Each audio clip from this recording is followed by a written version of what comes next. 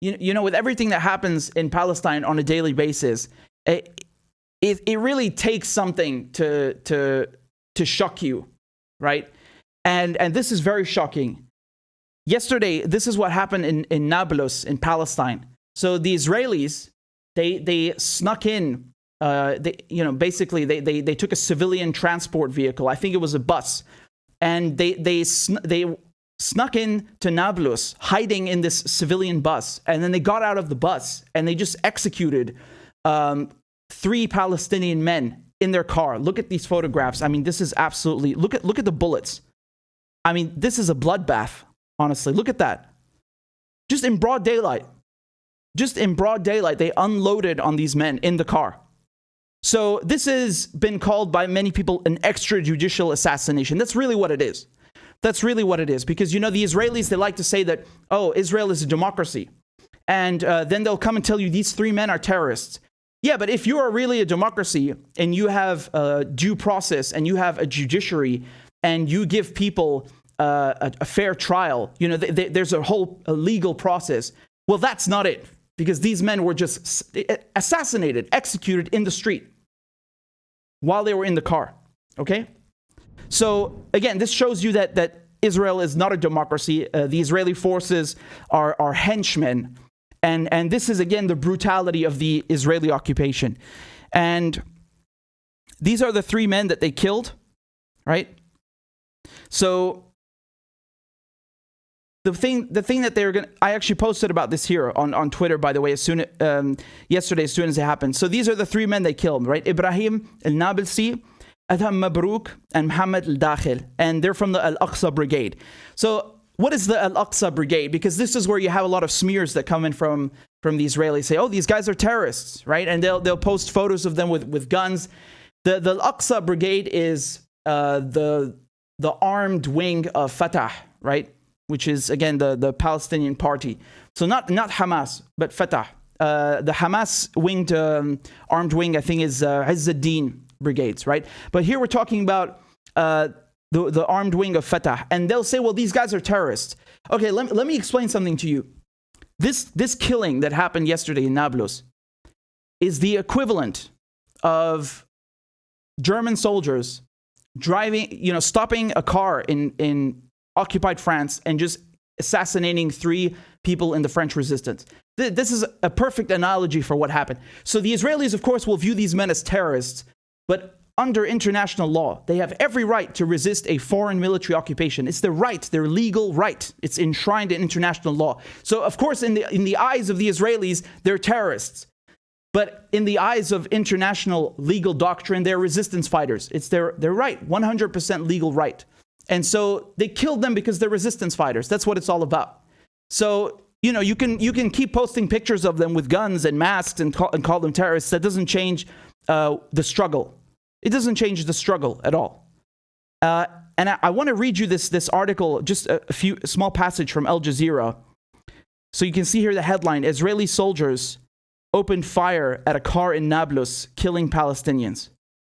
And an eyewitness we spoke to said the Israelis fired at the car that the 3 Palestinians were using. She said that for more than a minute, she kept hearing gunshots being fired. When we got to the location, the car was being towed away. It was totally riddled with bullets. Look at this. At the hospital where the bodies were taken, the doctors said they had a hard time recognizing the victims because of the gunshots. They had a hard time recognizing the victims because of the gunshots. I mean, you know, they just... The brutality of it is really something, you know?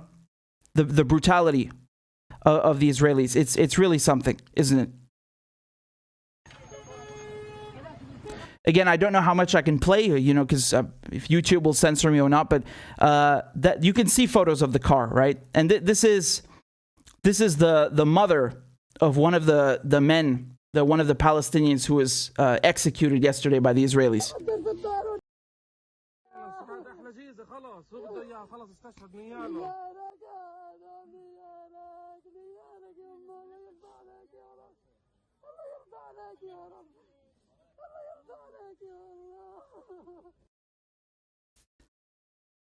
So,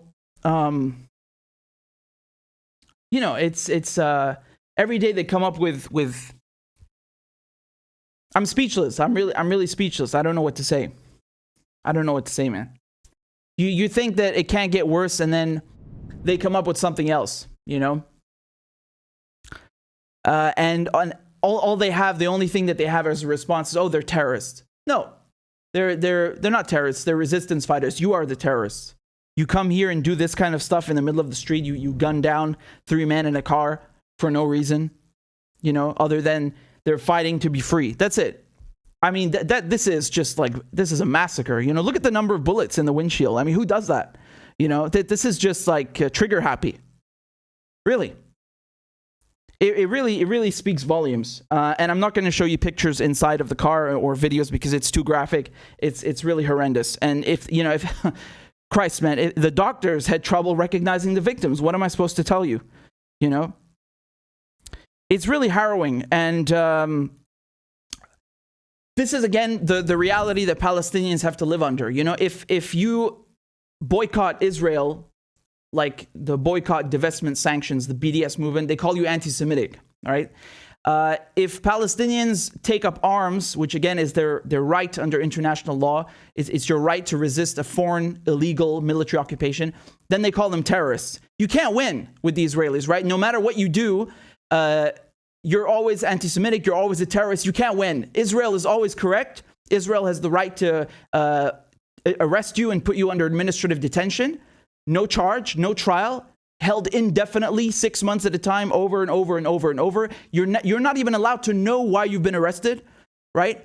The Israelis can execute you in the middle of the street, and they can control what you're allowed to have coming into Gaza, from children's toys to construction materials. Every single aspect of your life is controlled. They even tell you what ID you can have. Every single thing. They literally, your life is literally in their hands. And then they want to pretend they are the victims. Then, the Israelis are the victims and everyone else is wrong, and it's totally okay to execute people in the street. You know what this reminded me of? Honestly, the first thing that I thought of when I saw this, I was like, this is just like when the police in the US just shoot people for no reason, right? Like they're not armed, nothing. It's just bam, bam, bam, just trigger happy immediately. There's no process. They don't even get to arresting you. It's just to kill you. Now, obviously, that's not always the case, but it's very often. And even with the chokehold on the neck, you can't come here and tell me there are not parallels. We know the Israelis train with the Americans, American police specifically. They use the same knee on the neck chokehold. They use the same kind of the same brutality. What am I supposed to say? And again, to these Israelis who think that this is okay, who are just loathsome people, trying to justify an extrajudicial assassination, extrajudicial murder, who are saying that this is okay because the guys are terrorists. You are the terrorists. Look at this behavior. Even if you have a terrorist, a so-called terrorist in custody, you have to book them. You charge them. You take them to trial. There's a process, especially if you call yourself a democracy. Where's the process for these men? You just killed them in the street. And the fact that they came in hiding, this malfeasance of hiding in a civilian vehicle to sneak into the city and then immediately murder someone. This is no different. This is no different from Nazis, from Germans gunning down French resistance in occupied France. No different. It's exactly what this is.